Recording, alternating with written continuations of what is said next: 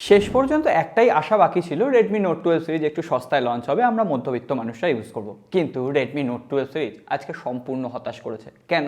অবশ্যই টেক নিউজে বলবো।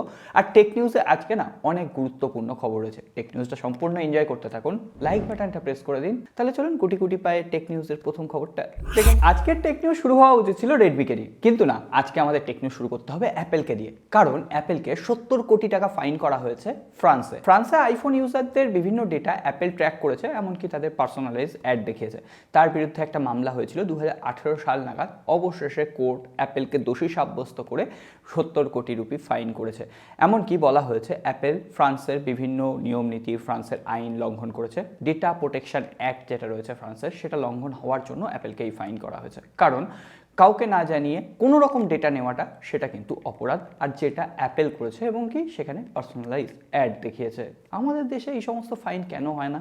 তাহলে তো ওই রিয়েলমির নোংরা অ্যাপ্লিকেশনগুলো আমাদের সহ্য করতে হতো না, কি বলেন আপনারা? এছাড়াও অ্যাপেলের তরফ থেকে আরও দুটো খবর রয়েছে। অ্যাপেলের আইফোন 15 সিরিজ অর্থাৎ সামনের বছরে যেটা লঞ্চ করবে, সেই আইফোন 15 সিরিজে বেশিরভাগ স্মার্টফোনে নাকি চাইনিজ ডিসপ্লে ব্যবহার করা হবে না। সেখানে স্যামসাংয়ের ডিসপ্লে থাকবে না, এলজির ডিসপ্লে থাকবে, চাইনিজ ডিসপ্লে। সুতরাং কোয়ালিটিতে কোনো কম্প্রোমাইজ হচ্ছে কিনা সেটার উপর আমাদের নজর থাকবে। কিন্তু তারও এক বছর পরে যেটা আসবে আইফোন 16 সিরিজ, সেখানে বলা হচ্ছে বায়োনিক A18 চিপসেট থাকবে এবং সেটা 3 ন্যানোমিটার টেকনোলজি বেস প্রসেসর হবে। অর্থাৎ 2023 সালে আইফোন 15 সিরিজে কিন্তু আমরা 4 ন্যানোমিটার টেকনোলজি বেস চিপসেটই দেখতে পেতে পারি। দেখুন বস, এখন কিন্তু এআই এর যুগ, আর্টিফিশিয়াল ইন্টেলিজেন্স। এই আর্টিফিশিয়াল ইন্টেলিজেন্সের একটা টুল হচ্ছে চ্যাট জিপিটি। আপনারা অনেকেই জেনে থাকবেন, কিন্তু অনেকেই আবার জানেন না। তাদের জন্য বলে দিই, চ্যাট জিপিটি হচ্ছে একটা আর্টিকেল লেখার জন্য টুল। এটা কিন্তু গুগলের নয়, গুগলেও তো আমরা বিভিন্ন ধরনের আর্টিকেল পাই। এই চ্যাট জিপিটি হচ্ছে ইনস্ট্যান্ট আর্টিকেল লিখে দেবে। এমনকি যে আর্টিকেলটা লিখবে, ধরুন একটা টপিকের ওপর এখন একটা আর্টিকেল লেখা হয়েছে, আপনি যদি সেটাকে রিফ্রেশ করেন, সেই একই টপিকের ওপর আরেকটা আর্টিকেল দেবে, কিন্তু প্রথমের সাথে দ্বিতীয়টার কোনো ম্যাচ থাকবে না। প্রত্যেকবার ইউনিক আর্টিকেল কিন্তু এই চ্যাট জিপিটি লিখে দিতে পারে। এই চ্যাট জিপিটি এতটাই পারফেকশনের সাথে কাজ করছিল যে ক্যালিফোর্নিয়ার বেশ কিছু স্কুলের স্টুডেন্টরা তাদের হোমওয়ার্ক করার জন্য এই চ্যাট জিপিটি টুল ইউজ করছিল। তাদের পড়াশোনা খুব একটা করতে হচ্ছিল না, জাস্ট টুকলি করেই কাজটা চলে যাচ্ছিল। অবশেষে ক্যালিফোর্নিয়ার বেশ কিছু জায়গায় চ্যাট জিপিটি টুলকে ব্যান করা হয়েছে বলতে পারেন। তো এই ধরনের এআই কিন্তু খুবই রিস্কি থেকে যাচ্ছে, হোমওয়ার্ক করে দিচ্ছে, তাও এবার এআই। জানেন ভাই, এখন হ্যাকারদের পুরো রমরমা বাজার চলছে। আমি বেশ কিছুদিন আগে বলেছিলাম যে টুইটারে বেশ কিছু ইউজারের ডেটা কিন্তু একদম ডার্ক ওয়েবে বিক্রি হচ্ছে, মানে লিক হয়ে গেছে ডেটাটা।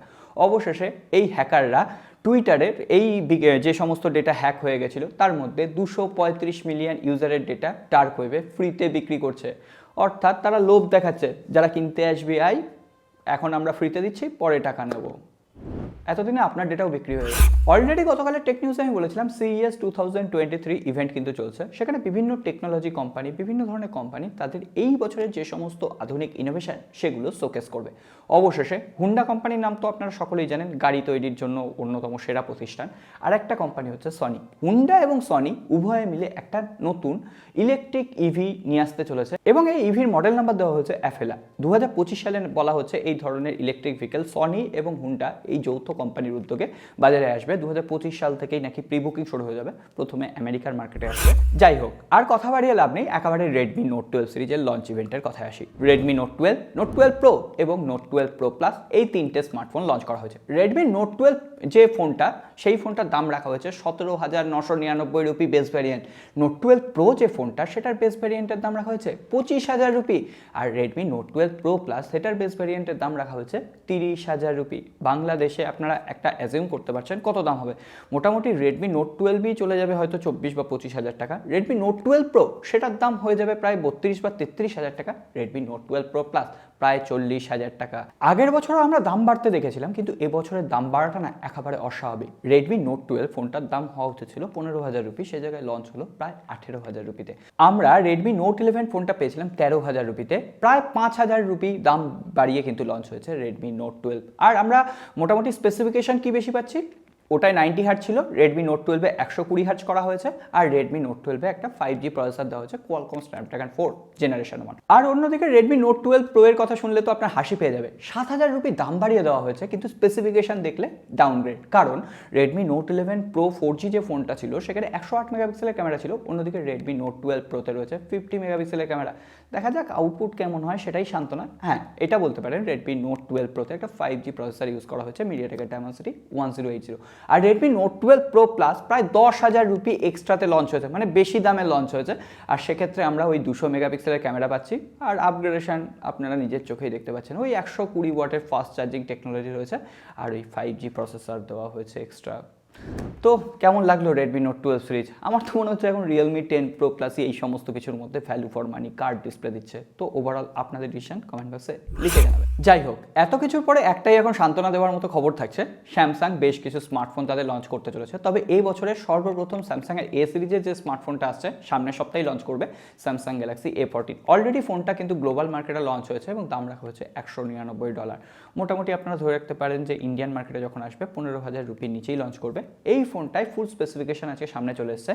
এক্সিনোসের 1330 চিপসেট থাকছে, IPS LCD প্যানেল ডিসপ্লে, 90 হার্জের রিফ্রেশ রেট থাকছে, 5000 mAh ব্যাটারি, 15 ওয়াটের চার্জার থাকছে। আর ফোনটার ফার্স্ট লুক এটা হচ্ছে একদম অফিসিয়াল লুক, দেখতে পাচ্ছেন।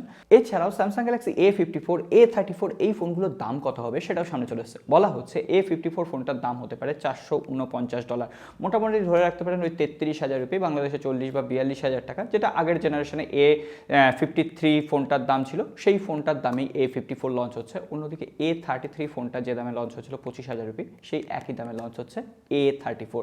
আর দেখতে মোটামুটি একই থাকবে, শুধুমাত্র A54 আমরা পাঞ্চল ডিসপ্লে পাবো। এতগুলো কথা যখন হলোই, তাহলে সবশেষে একটা ছোট্ট লিক দিয়ে দিই। স্যামসাং গ্যালাক্সি S23 আলট্রা যে ফোনটা আসবে, সেই ফোনটা 200 মেগাপিক্সেলের ক্যামেরা থাকবে এবং সেখানে সনির আইসোসেল HP1 সেন্সর ব্যবহার করা হচ্ছে। তো অবশ্যই একটা ফ্ল্যাগশিপ গ্রেডের ক্যামেরা হবে, ভিডিও ক্যামেরা অনেক অপটিমাইজ হবে বলা হচ্ছে। তো দেখা যাক, ফোনগুলো যখন টেস্ট করব তখন অবশ্যই এর ব্যাপারে আপডেট থাকবে।